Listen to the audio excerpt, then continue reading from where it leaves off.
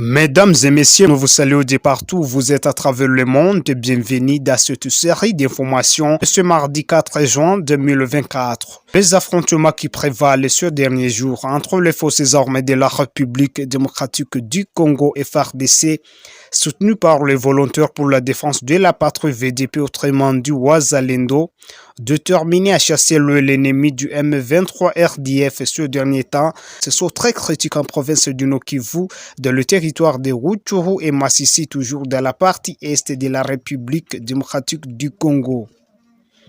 Le conflit entre ces deux forces opposées entraîne la perte des vies humaines ce dernier temps dans plusieurs régions où les opérations se poursuivent. Lors des opérations récentes, la perte des vies militaires s'est observée tragiquement dans le rang de l'ennemi, résultat des opérations de la semaine dernière lors des escalades en cours en territoire de Masisi.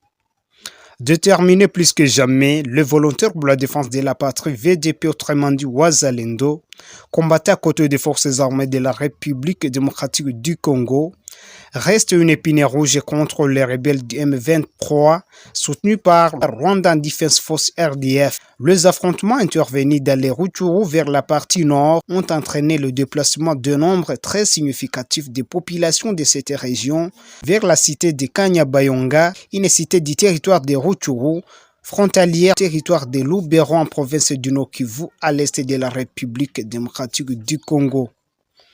Face à cette situation très radiparose dans cette partie du pays, le Comité international de la Croix-Rouge CICR vient maintenant découper son opération d'assistance à ces déplacés de guerre qui était en cours de passation dans cette cité de Kanyabayonga depuis quelques jours.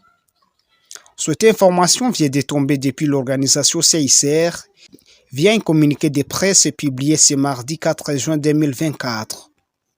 La situation qui fait susciter la complexité des questions dans la junte populaire, comme celle de se demander au sujet du mode de vie de ce milliers de déplacés abandonnés complètement suite à ces escalades en cours qui prévalent ces derniers temps en République démocratique du Congo.